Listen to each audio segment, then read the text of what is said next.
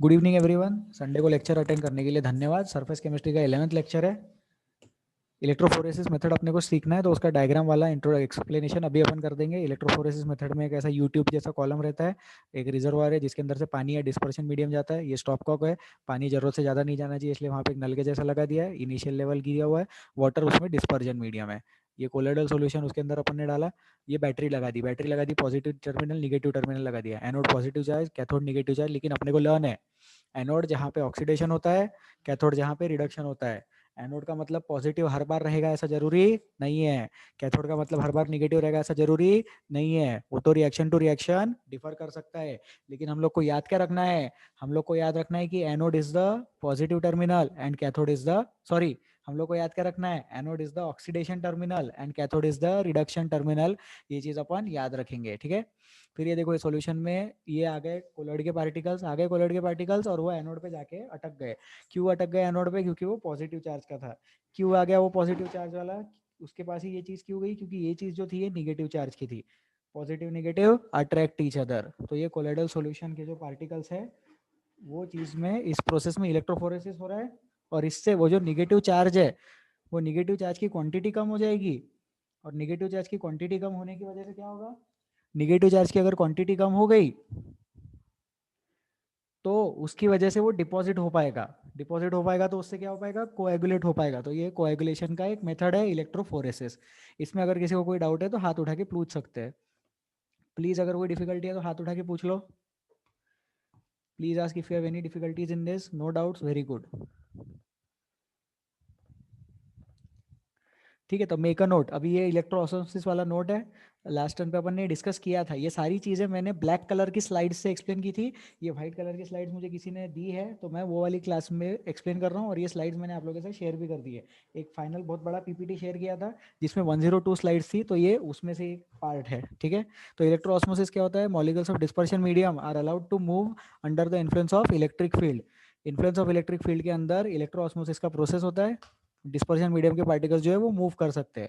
Molecules of dispersion medium are allowed to move under the influence of electric field. हो जाएगा ये, ठीक है। अभी एमसीक्यू देख लो क्या है, why do colloid particles carry charges? वो क्यों चार्ज करते हैं? तो due to electron capture by sol particle पहला reason, due to preferential adsorption दूसरा reason, due to formation of electric double layer तीसरा रीजन। तो इसका आंसर हो जाएगा ऑल ऑफ दीज। और इसमें अगर अपने को ये क्वेश्चन पूछे कि which of the following is the most prominent answer या मोस्ट लॉजिकल आंसर या करेक्ट आंसर, तो करेक्ट आंसर कौन सा? ज्यादा सबसे ज्यादा रीजन क्या है? सबसे ज्यादा रीजन है due to preferential adsorption of ion from the solution. Preferentially adsorb हो जाते हैं, उसके जैसे कोलॉइड पार्टिकल चार्ज कैरी करते हैं। ये सबसे कॉमन रीजन है। करेक्ट रीजन तीनों है, ठीक है ये चीज। ओके, अपन आगे बढ़ेंगे। अब ये क्या है, प्रॉपर्टीज ऑफ कोलॉइड सॉल्यूशन, ये भी अपन ने डिस्कस कर लिया। वही चीज डिस्कस हो रही है यहाँ पे व्हाइट कलर की स्लाइड में। कोएगुलेशन और प्रेसिपिटेशन और फ्लोक्यूलेशन। कोएगुलेशन बोलो, प्रेसिपिटेशन बोलो, फ्लोक्यूलेशन बोलो, एक ही बात है। उसका मतलब क्या होता है, पार्टिकल्स जो है वो गट्ठा बन के रह रहा है। गट्ठा बन के रह रहा है मतलब कोएगुलेट हो रहा है। एक चीजें साथ में आ गई, ब्लड कोएगुलेट होता है, ये चीज अपन ने डिस्कस की थी, राइट।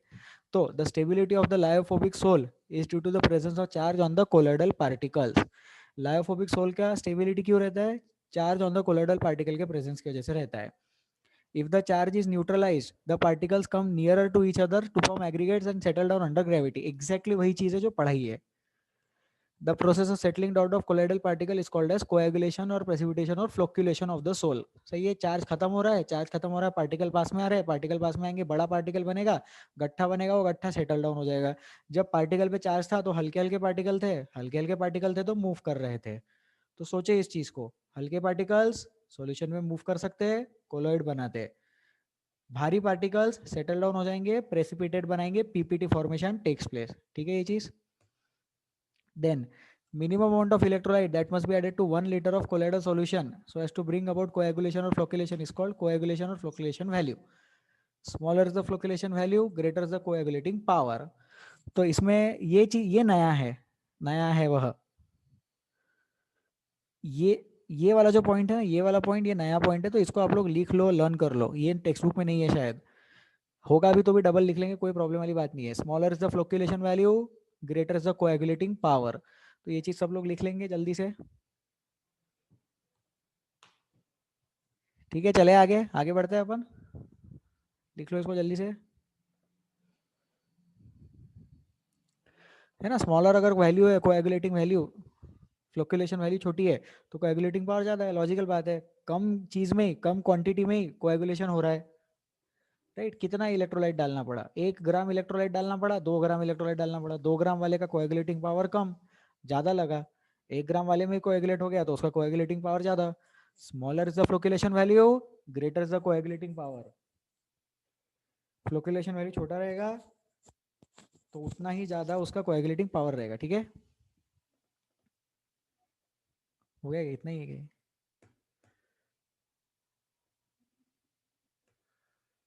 ठीक है। फिर the coagulation of lyophobic sol can be carried out by the following veg. अब ये कोएगुलेशन कैसे करा सकते हैं, तो पहला मेथड इलेक्ट्रोफोरेसिस से। तो सोचो इलेक्ट्रोफोरेसिस उधर प्रॉपर्टी भी है, हमें कैसे पता चला चार्ज है, तो इलेक्ट्रोफोरेसिस से पता चला। और इलेक्ट्रोफोरेसिस से क्या होता है, इलेक्ट्रोफोरेसिस से कोएगुलेशन भी हो सकता है। The colloidal particle moves towards opposite charge electrodes to get finally discharge and finally great precipitated. ठीक है, तो ये है इलेक्ट्रोफोरेसिस का डेफिनेशन। डेफिनेशन मतलब उसका यूज कोएगुलेशन करवाने के लिए। दूसरा क्या है, by mixing two opposite charge sol. याद है, पॉजिटिव नेगेटिव को मिक्स कर लेंगे, उसकी वजह से क्या होगा, उसकी वजह से वो चार्ज न्यूट्रलाइज हो जाएगा, गट्ठा बन जाएगा, सेटल डाउन हो जाएगा। वही चीज वहां पे इंग्लिश में लिखी हुई है। By mixing two opposite charge sols, when two opposite charge soles are mixed in equal proportion, the charge of colloidal particles are mutually neutralized and partially or completely precipitated। तो वो जो colloidal सोल है वो पूरी तरह से या फिर partially precipitate हो जाएगा। तो इसमें एक पॉइंट लिख लो जो टेक्स्ट बुक में नहीं है।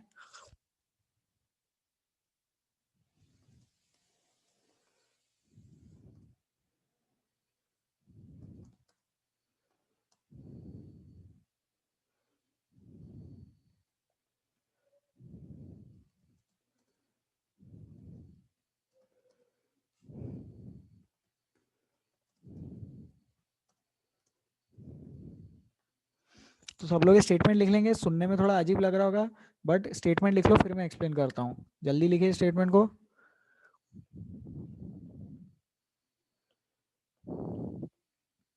स्टेटमेंट लिख लो फिर मैं एक्सप्लेन करूंगा।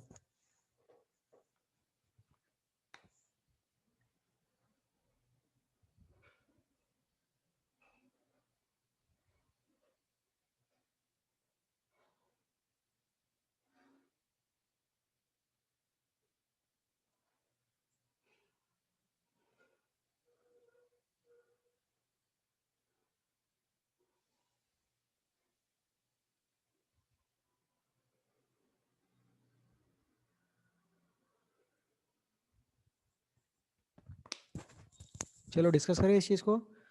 अब देखो, अगर निगेटिव और पॉजिटिव और दोनों इक्वल अगर है तो फिर तो वो कोएगुलेट हो जाएगा। लेकिन सपोज ऐसा इमेजिन करो कि निगेटिव वाला जो है वो कम है और पॉजिटिव वाला ज्यादा है, तो उसमें क्या होगा, पॉजिटिव वाला थोड़ा सा एक्स्ट्रा रह जाएगा ना। ये चीज मोल कॉन्सेप्ट से भी आप लोग रिलेट कर सकते हो।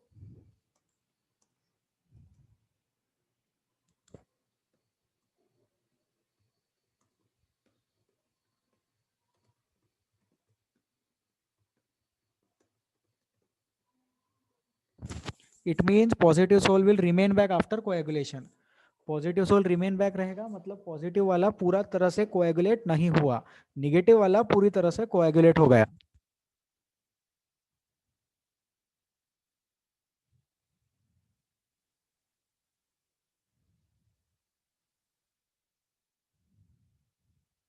Equal quantities of positive and negative sol coagulate properly. Equal quantities जो है कोएगुलेट कर जाएगी प्रॉपरली पॉजिटिव और निगेटिव सोल की। तो इसको भी लिख लेंगे, जल्दी लिख लेंगे इस चीज को।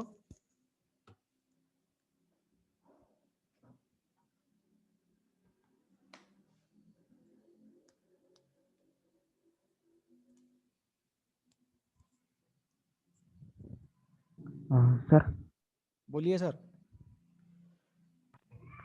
सर ये it means positive sol will remain back after coagulation, वो वाला एक बार सुनिए। हाँ, तो थोड़ा सा पॉजिटिव सोल बच जाएगा। जैसे अगर पॉजिटिव सोल 6 लिया और ये 4 लिया, तो इसमें से 2 जो रहेगा वो 2 थोड़ा सा बच जाएगा, क्योंकि 4 और 4 इक्वल हो गए ना, तो इसलिए पार्शियली प्रेसिपिटेटेड। समझा श्रीतेज? Yes sir. तो कंप्लीट कब, अगर इक्वल रहे तो कंप्लीट, और अनइक्वल रहे तो जो ज्यादा है वो थोड़ा सा बच जाएगा। और कितना बचेगा, जितना एक्स्ट्रा था। तो ये चीज आप अपने लैंग्वेज में लिख ले। जो ज़्यादा है वो बच जाएगा, और कितना बचेगा, तो जितना एक्स्ट्रा था उतना बच जाएगा। ये 6 और 4 के एग्जाम्पल से अपन लिख सकते, समझ सकते हैं। जल्दी से लिख ले इसको।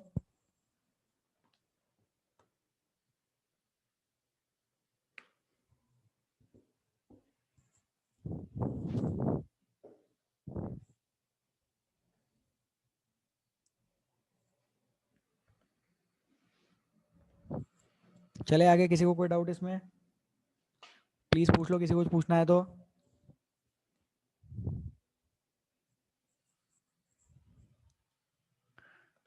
चलो आगे, ये सेकंड पॉइंट हो गया। थर्ड पॉइंट, बाय बॉइलिंग, ये बॉइलिंग वाला भी बताया था, वो गर्म पानी करते, फिर हार्ड वाटर रहता, फिर थोड़ा सा सॉल्ट डिपॉजिट हो जाता नीचे। सही है, तो वही वाली चीज़ है। When sol is boiled, adsorb layer is disturb due to increase collision with the molecules of the dispersion medium.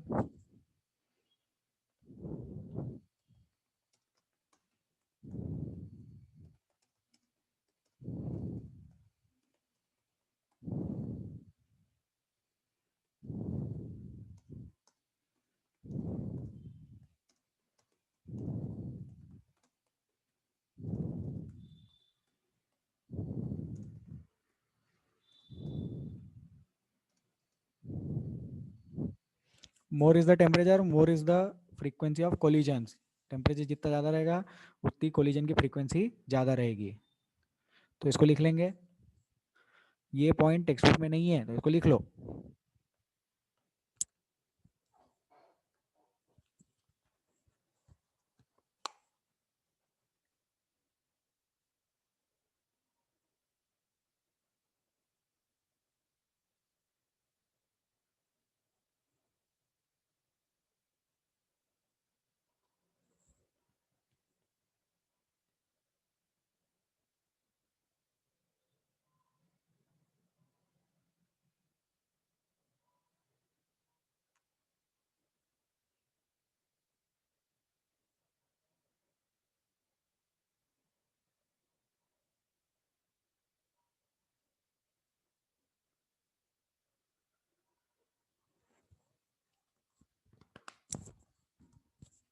ठीक है, हो गया, समझ में आ गया। जितना ज़्यादा टेम्परेचर रहेगा, more is the temperature, more is the boiling, more is the boiling, तो more is the frequency of collisions, तो more is the frequency of collision, तो ज़्यादा प्रेसिपिटेट होंगे। एक दूसरे को धक्का लगेगा तो वो प्रेसिपिटेट हो जाएंगे, एक दूसरे को धक्का लगेगा तो वो चीज़ें प्रेसिपिटेट हो जाएगी। ठीक है, लिख लो इस चीज़ को।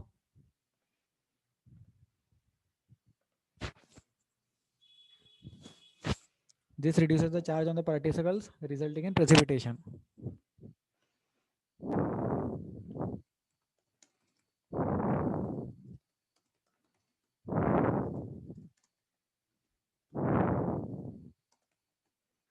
Because of collision the charge on the particles is reduced. Collision की वजह से पार्टिकल्स के ऊपर का चार्ज रिड्यूस होता है। Because of collision particle on the charge is reduced. Please कोई डाउट होगा तो पूछ लेंगे, अभी पूछ लेंगे।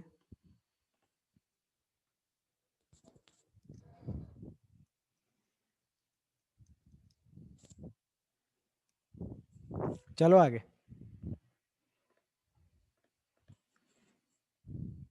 फोर्थ, बाय प्रोलॉन्ग डायलिसिस, बहुत देर तक डायलिसिस करेंगे तो भी कोएगुलेशन हो जाएगा। Hardy-Schulz rule, coagulating power of electrolyte increase rapidly with the increase in the valency of cation और एनायन। ये बताया था ना वो Al3+ वाला, है ना, बाय एडिशन ऑफ इलेक्ट्रोलाइट। ठीक है, फिर वैसा उल्टा, ये लिख लो, एक सेकंड प्लीज होल्ड करें, नहीं जाता गया। हाँ, इसमें कोई डाउट है तो प्लीज पूछ लो भाई, ये चीज में कोई डाउट है तो प्लीज पूछ लो। और ये हार्डी शूल्स रूल लर्न करे, ये टेक्स्ट बुक में गिवन है, तो इसको अच्छे से लर्न करे, इसके ऊपर क्वेश्चंस आते हैं। Hardy Schulze rule, coagulating power of electrolyte increases rapidly with the increase in the valency of cation और अनायन। कटायन या अनायन का वैलेंसी बढ़ेगा तो कोएगुलेटिंग पावर इलेक्ट्रोलाइट का भी बढ़ेगा। ये किसने बोला था? हार्डी शूल्स रूल ने बोला था। तो इसको अपन ऐसे ही एज इट इज लर्न करें। ठीक है, चलो चले आगे, आगे बढ़ते हैं। इसको करते हैं डिलीट।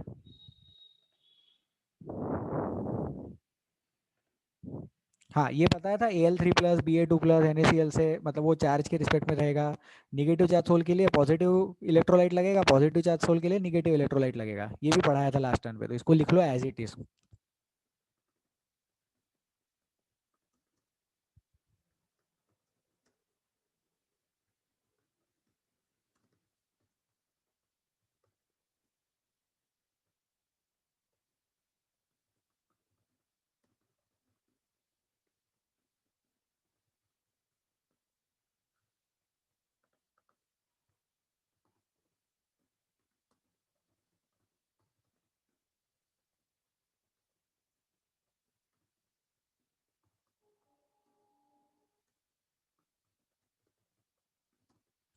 तो ये जो बोर्ड पे मैंने लिखा, ये पूरा स्क्रीन लिख लो, ये जितना भी स्क्रीन पे दिख रहा है प्लीज इतना लिख लो। स्क्रीनशॉट वगैरह चाहिए तो वो भी ले लो, प्लीज लिख लो जल्दी से, और मैं सजेस्ट करूंगा कि इसको लिखे।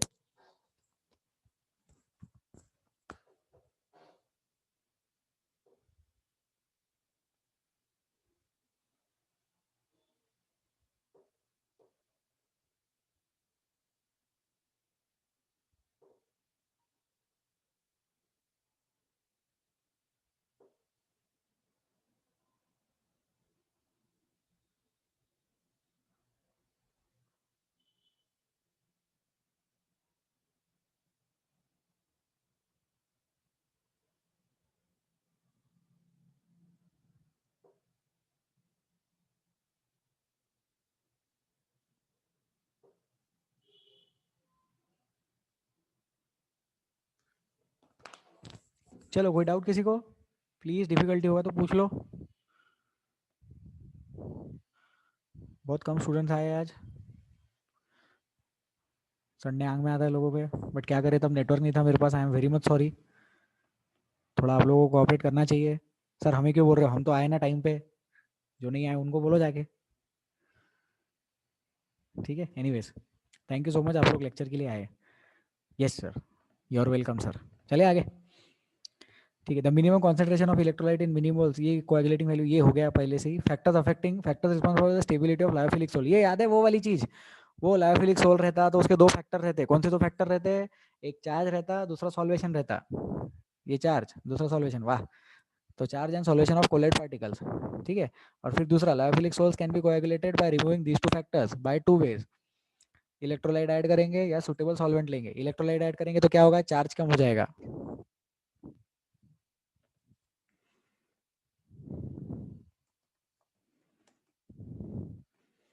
Decreases the charge.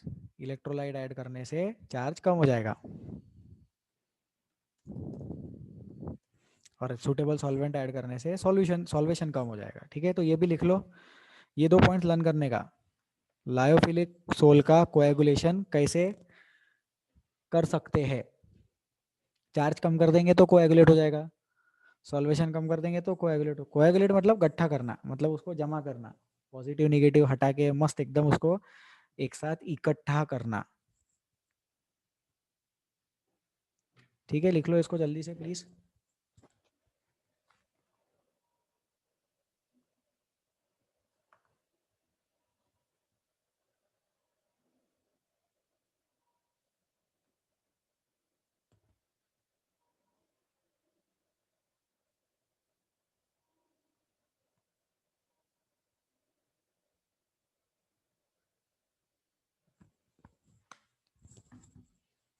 चले आगे, कोई doubt.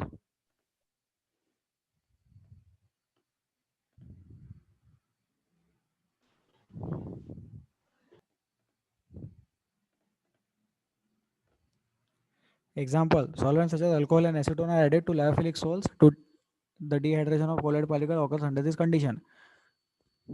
Addition of small quantities of electrolyte results in coagulation. ठीक है, फिर प्रोटेक्शन ऑफ कोलेट्स, तो lyophilic sols are more stable than lyophobic sol due to the factor that lyophilic colloids are extensively solvated. ये लिख लो, ये text book में नहीं है, अच्छा कंसेप्ट होगा भी टेक्स्ट बुक में तो इनडायरेक्टली लिखा होगा, तो प्लीज मैं चाहता हूँ कि जनता इसको लिख ले, जल्दी लिखे और जल्दी लिखे।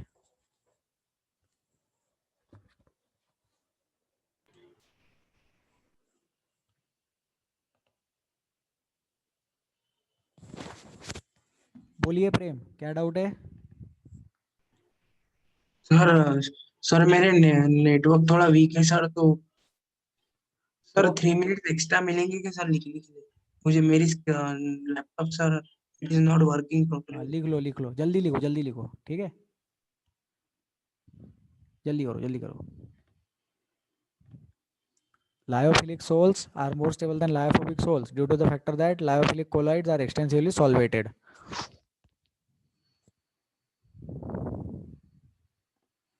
किसी को डाउट होगा तो पूछ लेना। नेक्स्ट पॉइंट, फिर वो वाली चीज़, वो लायोफोबिक के ऊपर उसको ब्लैंकेट के जैसा लगाते हैं। ब्लैंकेट वर्ड याद आ रहा होगा आप लोगों को परसों की क्लास से, आई गेस परसों ही मिले थे ना अपन। तो lyophilic colloids have unique property of protecting कली में। Lyophobic colloids. कल ही था क्या लेक्चर अपना? यस। ठीक है, तो वो कल वाला चीज़, हाँ कल ही था बराबर। तो lyophilic colloids have this unique property of protecting lyophobic colloids, and lyophilic colloids are used for this purpose, are called as protective colloids. तो वो उसके ऊपर ऐसा लेयर जैसा बना देते हैं, तो वो क्या करते हैं, इलेक्ट्रोलाइट से प्रोटेक्ट करते हैं।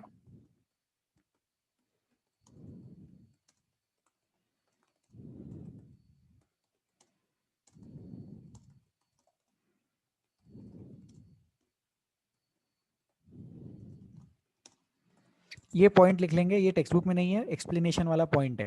पूरा सरफेस केमिस्ट्री टॉपिक ऐसा ही है, थ्योरी वाला टॉपिक है, थ्योरेटिकल है, तो जो भी लिखा रहे वो लर्न करते रहना। Lyophilic colloids used for this purpose are called as protective colloids. Lyophilic colloids protect the lyophobic colloid from the incoming electrolyte in this manner.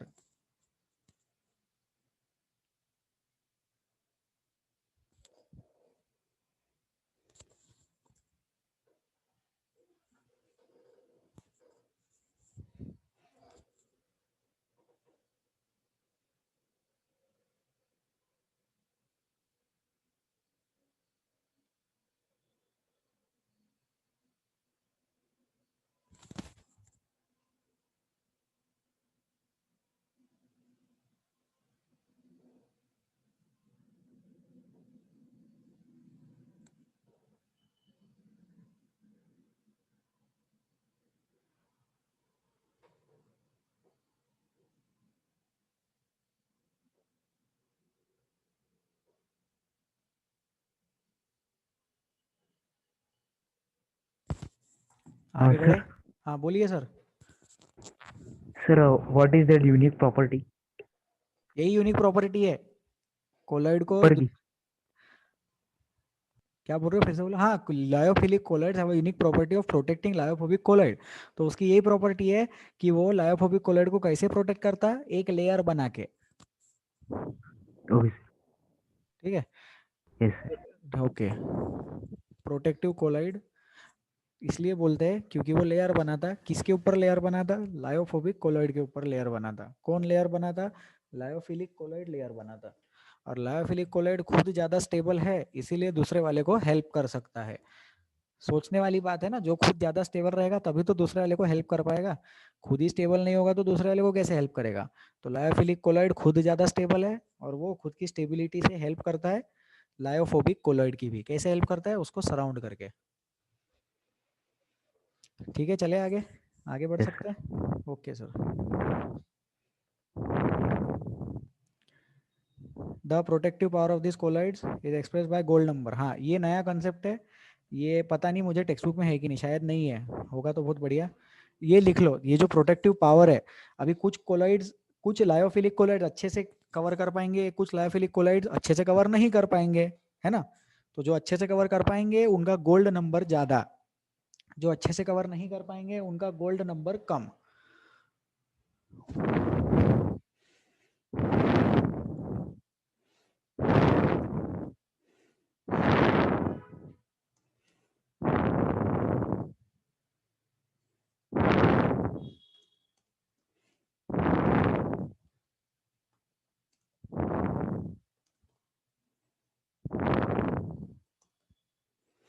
ये पॉइंट लिख ले सब लोग, प्लीज लिख लो।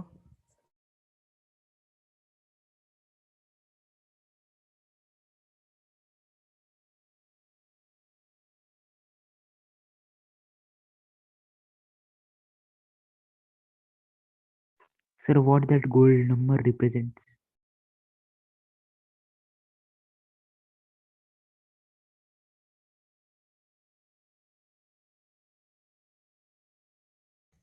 चले आगे।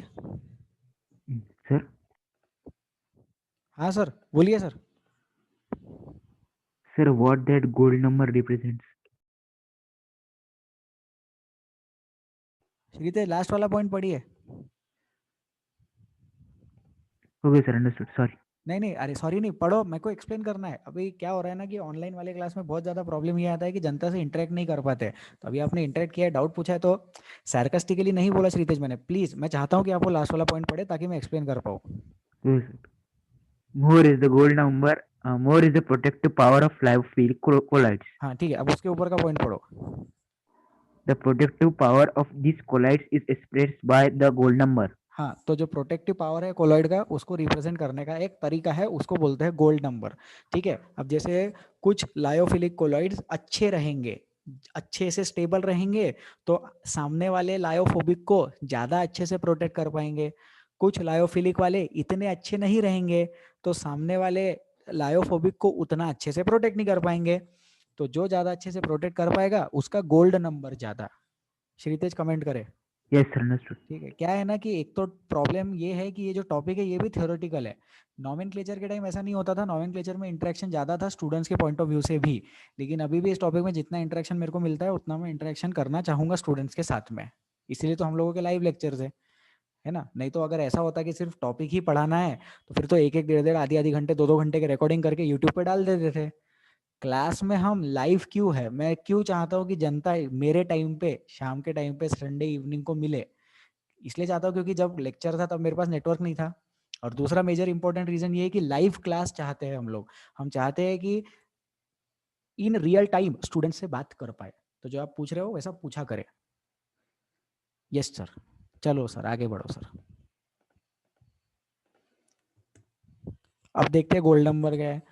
Covering up of lyophobic particles by lyophilic particle is known as its protective action and such colloids are protective colloids. ये देखो, ये लायोफोबिक पार्टिकल है जिसको प्रोटेक्ट करने का है।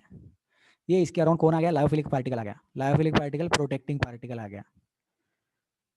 ठीक है, ये बना लेते क्या, ये बना लो ऐसा छोटा सा डायग्राम, जल्दी बना लो।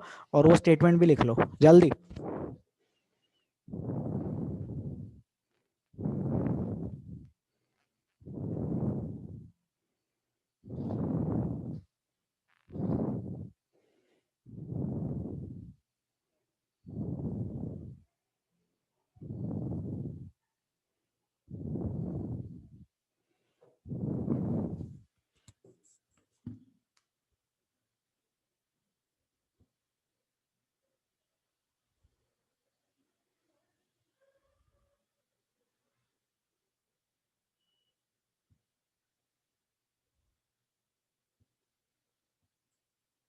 आगे बढ़े, किसी को कोई doubt? Please ask if you have any difficulties in this.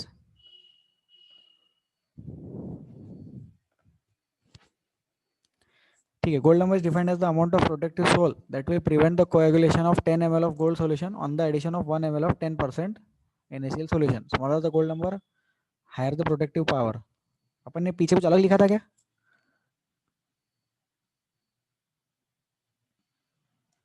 कोई प्लीज अनम्यूट हो जाओ, कोई भी एक स्टूडेंट हाथ उठा लो Yes प्लीज। sir. श्रीतेज, अभी जो मैंने पिछली वाली स्लाइड, आपने एक सेंटेंस पढ़ा था अभी है ना, जो मैंने हाथ से लिखा था टाइप करके रेड कलर में, हाँ हाँ सर। वो स्टेटमेंट आप पढ़ के बताएंगे एक बार? ओके सर, ठीक।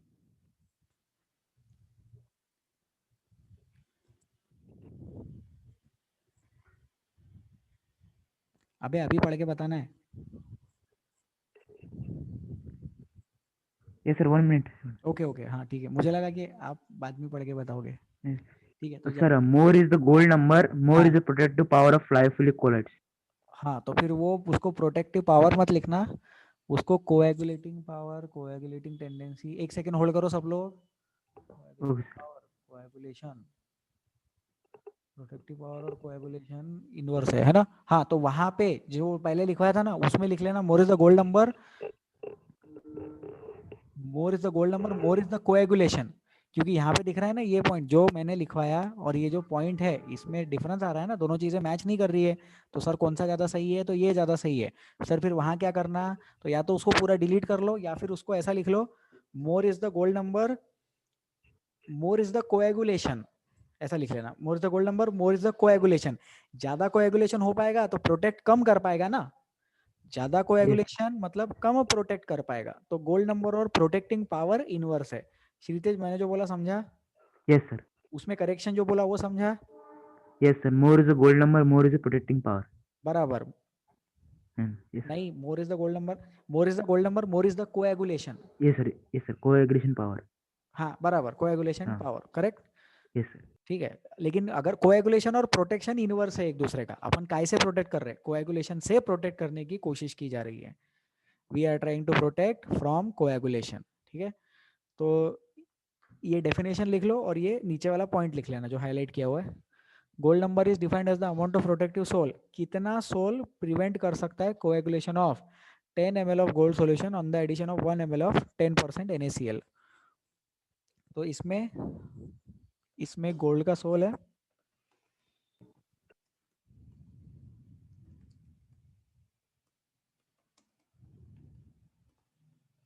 इसमें जो है वो गोल्ड का सोल है और इलेक्ट्रोलाइट इसमें NaCl है।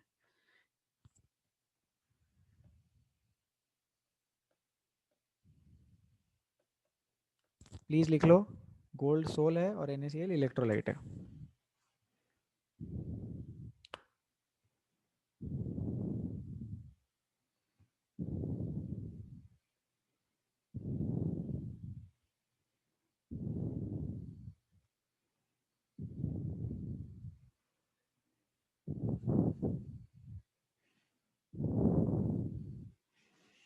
चले आगे आगे बढ़ते हैं अपन।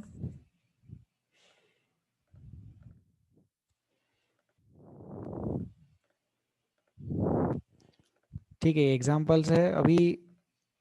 ये लिख लेते क्या, हाँ चलो ये भी लिख लो, इसके आते क्वेश्चंस।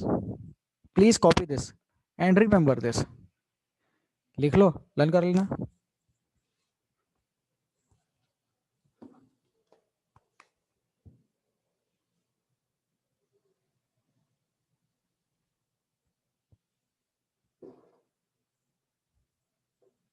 जल्दी लिखे।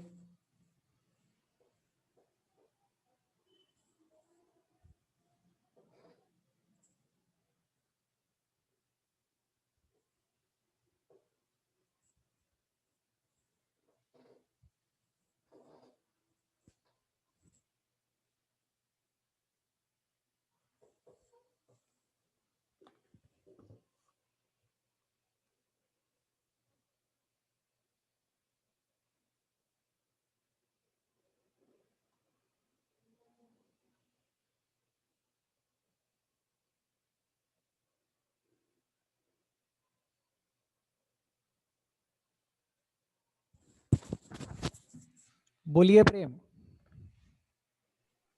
सर सर मुझे ये समझ में नहीं आया, the gold number of few property colloids, gelatin 0.05 to 0.01।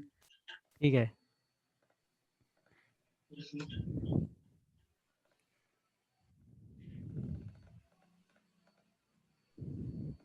प्रेम जो हाईलाइट किया हुआ सेंटेंस है नीचे का वो रीड करे। Smaller the gold number, higher is protective power. तो अपने को अगर कोएगुलेट नहीं होने देना है, उसको अगर हम लोगों को प्रोटेक्ट करना है, तो गोल्ड नंबर जितना छोटा रहेगा उतना अच्छे से प्रोटेक्ट हो पाएगा। ये समझा? Yes sir. और कौन अच्छे से प्रोटेक्ट हो पाएगा? लायोफोबिक वाला अच्छे से प्रोटेक्ट हो पाएगा। और उसको प्रोटेक्ट कर कौन रहा है? लायोफिलिक वाला प्रोटेक्ट कर रहा है, समझा? Yes sir. ये देखो ये डायग्राम, लायोफिलिक वाला प्रोटेक्ट कर रहा है और लायोफोबिक वाला प्रोटेक्ट हो रहा है, समझा? बोलिए sir. Yes sir. Sir sir हाँ, one time that slide sir, that smaller the gold number. बोलिए क्या हो गया इसमें? No sir, I was writing sir. नहीं तो बाद में लिखना, टाइम दिया था वो लिखने के लिए। अब रिकॉर्डिंग देख के लिख लेना। तो अब अपना डाउट है कि जिलेटिन, हेमोग्लोबिन, ये सारा क्या है, तो ये उसके गोल्ड नंबर्स है।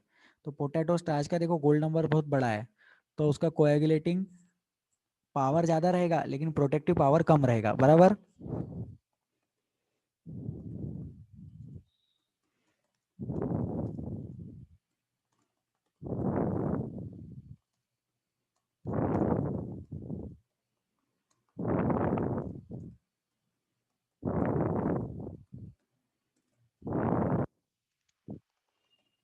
तो protection will be the best in gelatin and will be the worst in potato starch among these four substances।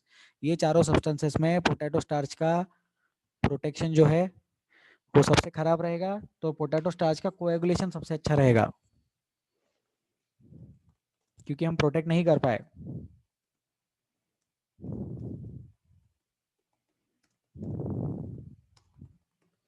Coagulation will be maximum in potato starch।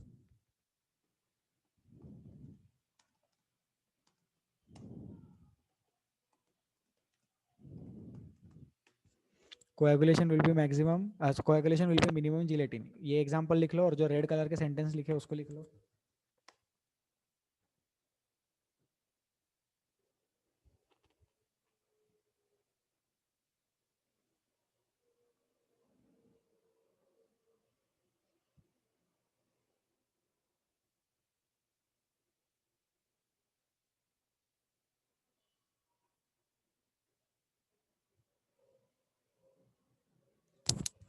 कोई डाउट है तो पूछ लो।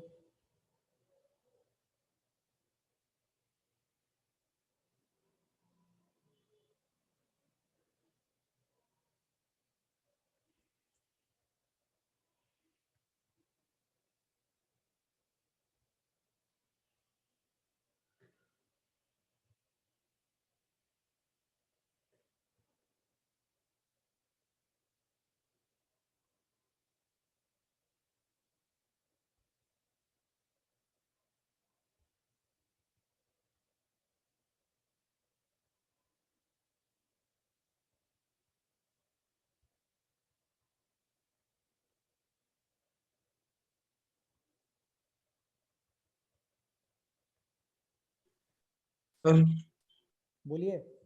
सर कोएगुलेशन मीन्स पता नहीं यार coagulation क्या है, ठीक है, पता करके आना। प्रेम आपके लिए होमवर्क है, कोएगुलेशन क्या होता है ढूंढ के आना। ओके प्रेम, हाँ या ना बोलो। Yes sir. ओके सर, ठीक है। और किसी को कोई डाउट इसमें? चलो आगे बढ़ते हैं। सिंपल सा क्वेश्चन हो गया। Negatively charge sol, coagulating power किसका ज़्यादा? AlCl3 BaNaCl का ज़्यादा, थर्ड वाला ऑप्शन है ना, सिंपल है ये, क्योंकि more is a positive charge.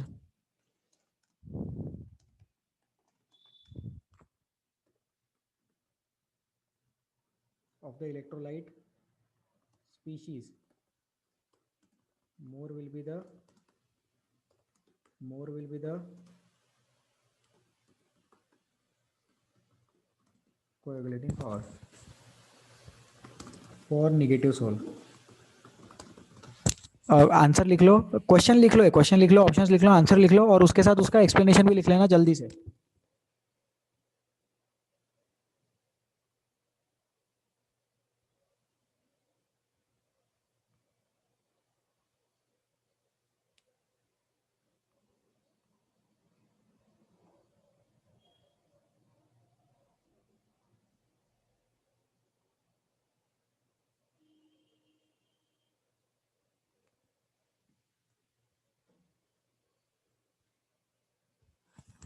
One second please, excuse me.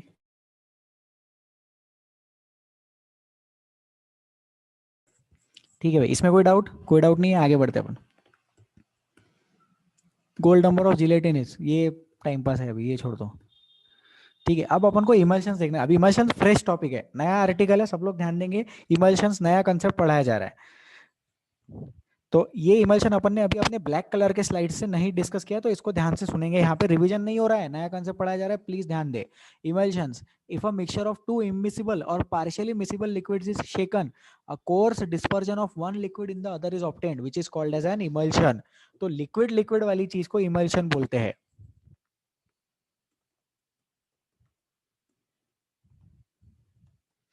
Liquid liquid वाली चीज को इमल्शन बोलते हैं। ये अपन ने पहले भी देखा था टाइप्स ऑफ कोलॉइड्स में। इमल्शन क्या होता है? लिक्विड लिक्विड टाइप होता है, राइट। तो अगर वो दोनों लिक्विड लिक्विड जो है अगर इमिसिबल है या फिर पार्शियली मिसिबल है, पूरी तरह मिक्स नहीं होते या पार्शियली मिक्स होते, तो उस केस में उसको बोलेंगे इमल्शन। और उसको शेक करने के बाद, हिलाने के बाद में अच्छे से उसको शेक किया तो उसकी वजह से क्या होता है? कोर्स डिस्पर्जन बनता है। Coarse dispersion of one liquid into the other is obtained. Coarse dispersion of one liquid into the other is obtained, जिसको बोलते हैं इमल्शन। फिर there are two types of emulsions, oil in water or water in oil. Here oil is the dispersed phase and water is the dispersion medium.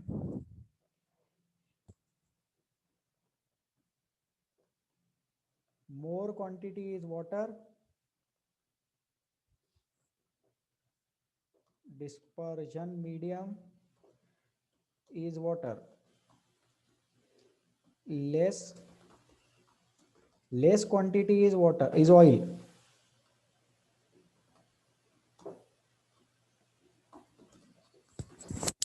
More quantity is water, dispersion medium is water.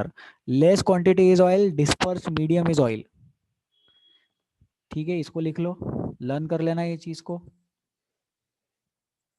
Emulsions पढ़ रहे हैं हम लोग, दो type के emulsion होते हैं, oil in water, दूसरा एग्जांपल देखेंगे वाटर इन ऑयल। जो ज्यादा है वो डिस्पर्जन मीडियम है, जो कम है वो डिस्पर्स फेज है। अब डायग्राम आएगा। In milk liquid fat is disperse in water, ठीक है। मिल्क में क्या होता है? लिक्विड फैट डिस्पर्स होता है वाटर के अंदर। ये देखो लिक्विड के फैट है, फैट पार्टिकल्स है, लिक्विड है वो फैट, सॉलिड नहीं है, उसको वाटर में डिस्पर्स कर दिया गया है। तो ये है ऑयल इन वाटर एग्जाम्पल। अगला देखते हैं। तो अगले वाले में क्या होगा? अगले वाले में इंटरचेंज हो जाएगा। नहीं, अच्छा ऑयल इन वाटर ही चल रहा है, गलत हो गया कुछ। हाँ, ऑयल डिस्पर्स इन वाटर और ये वाटर डिस्पर्स इन ऑयल होना चाहिए था। सेम चीज दोबारा आ गई। हाँ, अब वाटर डिस्पर्स इन ऑयल है। In butter water is disperse in liquid fat. तो मिल्क और बटर में डिफरेंस है। In butter water is disperse in liquid fat. Difference समझ में आया? येलो कलर का क्या है? येलो कलर का फैट है, ब्लू कलर का क्या है? वाटर है। तो जब फैट ज्यादा तो बटर और वाटर ज्यादा तो मिल्क। ठीक है, बोलिए प्रेम। Sir, you have told that milk is also a form of emulsion. बराबर, milk is an emulsion in which fat particles are dispersed in water, correct है। Yes, sir. हाँ, बोलिए, डाउट बोलो। Sir, why that milk particles, when we boil milk, that why that down particles stay down only in that milk? Milk में boiling करने पर fat के particles एक साथ आ जाते। क्यों आ जाते एक साथ? क्योंकि वो कोएगुलेट हो जाते। कोएगुलेट होने का मतलब पार्टिकल्स एक साथ आ जाना। याद है, boiling is a method in which coagulation takes place. तो Yes, फैट yes, के sir. पार्टिकल साथ में आना is an example of coagulation. तो बिल्कुल वही चीज है जो अपने को मिल्क में, अपन पानी मिल्क जब गर्म करते हैं तो ऊपर उसके एक, क्या बोलते हैं यार उसको? साए बोलते हैं भाई उसको, क्या बोलते हैं ना? यस सर Yes, sir, वही। sir. हाँ, Sir, वही. तो वो वाली चीज क्या है? वो फैट पार्टिकल है। फिर कैसा रहता है कि, प्रेम म्यूट कर लो। फिर कैसा रहता है कि बहुत लोग मिल्क कंज्यूम करते हैं बॉडी का फैट डेवलप करने के लिए, लेकिन फिर अगर अपन ने मिल्क को हीट किया और फिर वो जो साय जमा हुई मलाई वो निकाल दिया और फिर सामने वाले को दूध पीने के लिए दिया, तो वो सामने वाला कितना भी दूध कंज्यूम करेगा उसकी बॉडी में फैट कंटेंट नहीं बढ़ेगा। क्यों नहीं बढ़ेगा? क्योंकि वो सारा का सारा फैट जो था वो तो कोएगुलेट हो गया ना। बॉइलिंग की वजह से कोएगुलेशन टेक्स प्लेस। सही बात है प्रेम? अनम्यूट करो, जवाब दो। Yes, sir. ठीक है, म्यूट कर लो, हाथ नीचे कर लो। तो दो टाइप का इमल्शन होता है, oil in water, water in oil. Oil in water में, ऑयल इन वाटर में फैट पार्टिकल्स वाटर में, तो milk is an example of emulsion. Milk is an example of oil in water type of emulsion. Butter is an example of water in oil type of emulsion.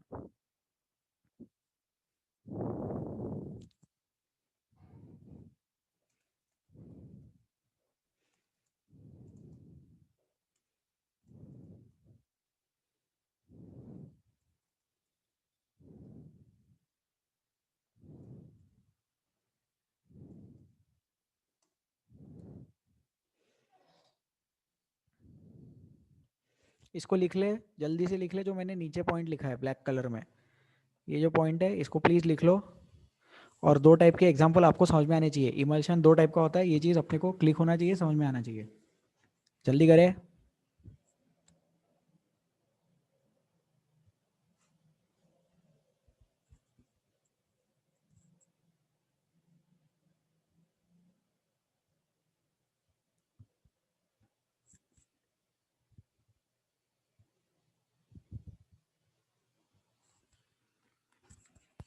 चलो आगे बढ़ते हैं अपन, अभी इसको delete कर देते हैं। ये ठीक है, लिक्विड फैट वाटर सब टाइम बाद है। मेक अ नोट, क्या बोल रहा हूँ, इमल्शन था unstable and they separate into two layers on standing. For stabilisation of emulsion third component called emulsifying agent is used. हाँ ये भी अच्छा है, ये मैंने बताया था। वो दूध अगर 2-3 दिन तक रहे फ्रिज में तो उसके 2 लेयर बन जाती, ज़्यादा सॉलिड वाला पार्ट नीचे चला जाता और लिक्विड वाला पार्ट ऊपर आ जाता। ऐसे ही दाल के साथ भी होता, घर में दाल बनाते और दोपहर में अगर खाना खाने बैठे तो वो अपन भगोने को थोड़ा सा हिला लेते जिससे कि वो दाल फिर से मिक्स हो जाए। खाने की ग्रेवी कैसी नीचे सेटल हो जाती, ऊपर पानी पानी दिखता, ऑयली ऑयली। तो वो वाली चीज़ समझे अपन। Emulsions are unstable and they separate into two layers on standing, पढ़ाया था ये पॉइंट। लेकिन उसको अगर स्टेबलाइज करना है तो उसको इमल्सिफाइंग एजेंट लगाते हैं। तो इमल्सिफाइंग एजेंट, ये नाम आप लोगों ने सुना होगा, पहले पढ़ा भी होगा। वो जो खाने की चीजें रहती है, रेडी टू ईट आइटम्स वगैरह, उसके ऊपर रहता है इमल्सिफाइंग एजेंट एडेड, उससे उसकी डेंसिटी, उसकी कंसिस्टेंसी मेंटेन रहती है।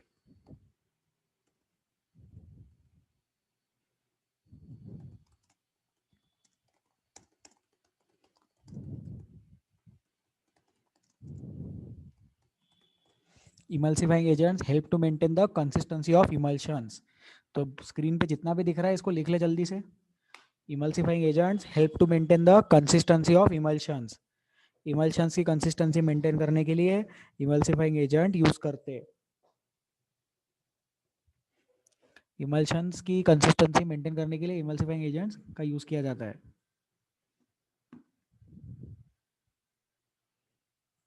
Emulsifying agents help to maintain the consistency of emulsions. ठीक है, तो ये पॉइंट्स लिख लो प्लीज जल्दी से, please right this down.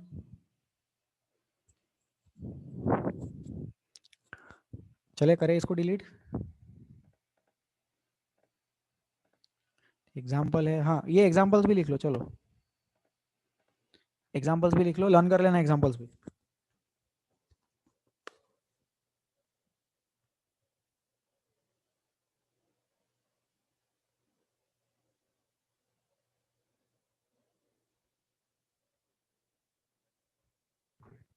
Sir बोलिए sir. Sir O W and W means what? Yes sir, understood, समझ गया सर। हाँ ठीक है, ऑयल और वाटर, ठीक है, वाटर ठीक। ऑयल। हाँ oil in water, water in oil. ठीक है, yes sir. Yes sir, yes sir, लिख लो लिख लो, चलो प्लीज इस टॉपिक को बार बार रिवाइज करते रहे। स्टडी मटेरियल से इसके क्वेश्चन सॉल्व करें। बहुत सारा पढ़ा दिया है, आप लोग इसके क्वेश्चन स्टडी मटेरियल से सॉल्व कर सकते हो।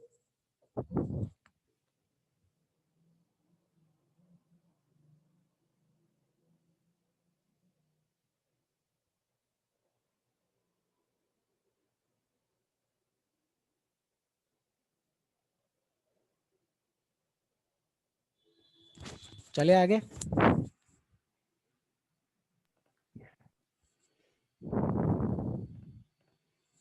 फिर ये एमसीक्यू छोटा सा मिल गया एग्जांपल ऑफ, हाँ fat droplet disperse in water, easy है ना। फिर क्या है, क्या तो कोलॉइड्स अराउंड अस। ठीक है, colloids around us next turn पे करेंगे अपन। We will be discussing colloids around us in the next class. किसी को कुछ पूछना है, कोई doubts? Thank you so much for attending the class. एक कन्वीनियंस इसमें ऑनलाइन में ये हो गई कि कभी भी आप लोगों को बोल देते हैं तो ऑनलाइन आ जाओ तो आप लोग आ जाते हो, ऐसा बहुत ज़्यादा पेन नहीं होता है कोचिंग सेंटर पे आने का। So that is a good thing, उतना अपन अग्री करेंगे। एंड सर बट ठीक है, ऑफलाइन वाले मेथड में पढ़ाने का एक अलग ही फील गुड फैक्टर रहता है, पढ़ने का भी एक अलग ही फील गुड फैक्टर रहता है। Thank you so much for attending the class. Prem doubt पूछिए। सर आपने वो स्लाइड जल्दी से बंद कर दी सर। कुछ नहीं था वो स्लाइड पे, क्वेश्चन था। हाँ सर, तो दैट आई वाज। लिख लो सर लिख लो। उसके पीछे की सर। उसके पीछे की सर, अच्छा लिखो लिखो लिखो लिखो प्रेम, ठीक है।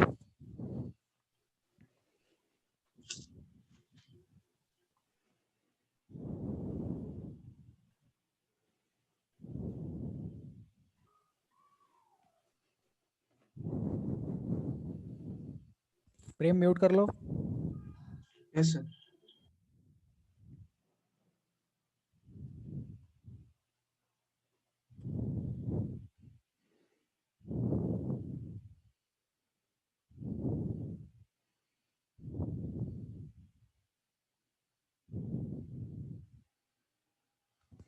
ठीक है, thank you so much for attending the class. Please take care of your sir recording recording. हाँ रिकॉर्डिंग हो रहा है, रिकॉर्डिंग भेज देंगे। अभी पिछले क्लास का तो भेज दिया था ना। हाँ ये भी आज हो जाएगा। अभी इसके बाद मेरा और एक, हाँ yes, this will be done by today evening, midnight से पहले रिकॉर्डिंग आ जाएगा। ठीक है, thank you so much. Please take care of yourselves and enjoy your weekend. और किसी को कोई कंसर्न है तो व्हाट्सएप पे कनेक्ट कर सकते हैं, मैसेज करें, प्लीज कॉल मत करें, मैसेज करेंगे, मैं रिप्लाई करूंगा डिफिकल्टी का। Thank you sir. Okay, thank you.